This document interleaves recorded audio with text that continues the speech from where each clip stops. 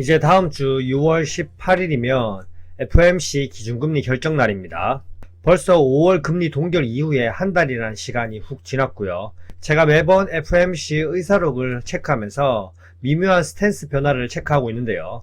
요즘 시장이 워낙 트럼프 말 한마디에 어제 다르고 오늘 다르기 때문에 트럼프 발언은 전혀 예측할 수 없고요. 전 세계 중앙은행이 연준의 스탠스를 더 꾸준히 체크해 봐야 됩니다. 우선 패드워치 보시면 4월 초에 상호관세 시행되고 나서 계속 트럼프가 말 바꾸고 90일 유예 그리고 중국과도 관세 유예 매번 바뀝니다. 이러한 변동성 속에서 시장은 연준이 금리 동결할 것이라고 99.9% 확신하고 있고요. 저 역시 동결 스탠스라고 계속 시황에서 언급했었습니다. 전체 금리 흐름 예상을 보시면 하반기 9월쯤에 금리 인하를 한번 하고 이때쯤이면 감세안 그리고 부채 한도에 대한 이슈가 다 지나간 타이밍이고요. 관세도 유예가 될지 철회가 될지 모르겠지만 유예 기간도 끝나는 시기입니다. 큰 충격이 없다면 연준이 금리를 9월에 내릴 것이라고 전망하고 있고요. 올해 남은 기간 동안 한 번 또는 두 번으로 예상하고 있지만 이건 실물 경제지표와 트럼프 발언에 따라서 또 바뀔 수 있으니 참고하고요. 확실한 건 지금 금리 인하를 기대하면 안 된다는 겁니다. 아무리 매일 나오는 경제지표가 견조하다고 해서 그러니까 무조건적인 금리 인하를 해야 된다 이런 시선으로 바라보면 안 된다는 겁니다. 자, 그러면 5월에 있었던 성명서를 한번 보겠습니다. 렛츠고! 5월 7일에 있었던 FOMC 성명서는 별 재미도 없고 그냥 시장 예상에 부합하는 정말 무난한 FOMC였습니다. 만장일치로 동결이었고요. 3월 달에 있었던 FOMC와 변경된 문구를 한번 살펴보시면 경제 전망에 대한 불확실성이 더욱 증가했다.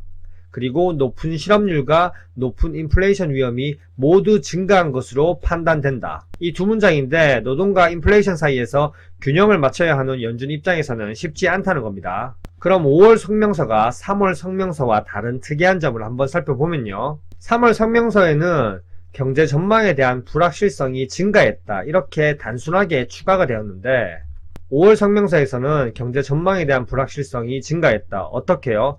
더욱 증가했다는 이 단어 하나 더욱이 추가됐습니다. 그리고 3월에는 노동시장은 견조했고 인플레이션이 다소 높다는 문구였지만 5월에는 높은 실업률, 노동이 견조하지 않다는 거고요. 높은 인플레이션 위험이 모두 증가했다. 마냥 낙관적으로만 보지 않는다는 거고 인플레이션이 높은 걸 넘어서 위험이 증가했다라고 언급했습니다. 그리고 3월 성명서에서는 QT 속도 조절에 대한 언급이 있었는데 시장의 유동성을 공급하는 이 문구를 5월 달에는 삭제했습니다. 그럼 이 문구를 왜 삭제했을까? 이 당시에 파월의 발언을 한번 살펴보시면요.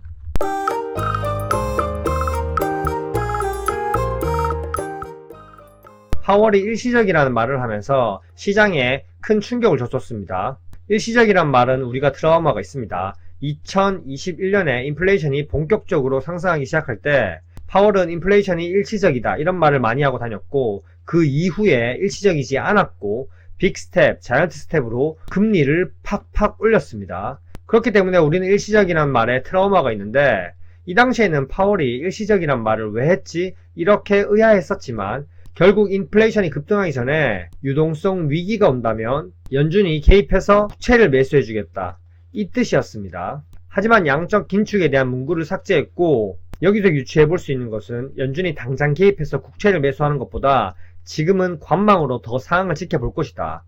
왜냐? 앞으로의 불확실성이 3월보다 더욱 커졌기 때문에 혹시 모를 위험을 더 대비하겠다는 스탠스로 바뀐 겁니다.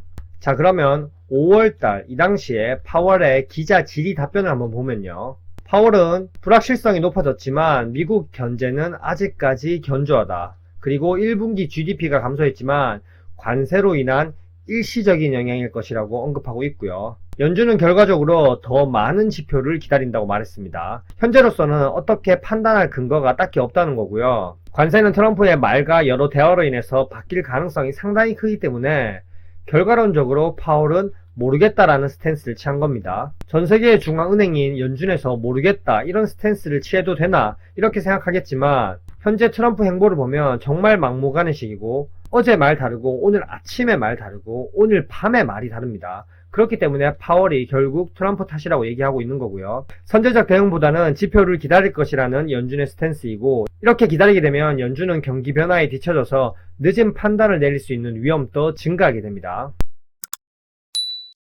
어찌됐든 상호 관세 유예로 인해서 계속 사재기 수요가 발생하고 있고, 실물 경제 지표가 견조한 상황이 이어지고 있는데, 하지만 미묘하게 높은 실업률과 높은 인플레이션 위험이 모두 증가했기 때문에 불안 요소가 더 증가했고요. 일단 6월에 금리 동결 확정한 이후에 7월에 감세안 통과와 상호 관세 유예 기간이 지나고 나서 어찌 될지 또 그때 상황을 보면서 판단해야 됩니다. 제가 계속 언급드리듯이 주식은 살아 움직이는 생물과도 같기 때문에 계속 이렇게 시황을 트래킹해야 되고요. 절대 주식에 100%는 없습니다. 저는 절대 100%라고 얘기를 하지 않았고요. 항상 주식은 대응이 1순위라고 얘기했습니다. 저도 제 나름의 기준으로 분석하고 있으니 참고해 주시길 바랍니다.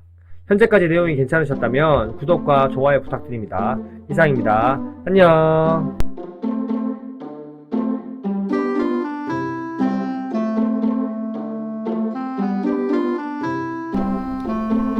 와이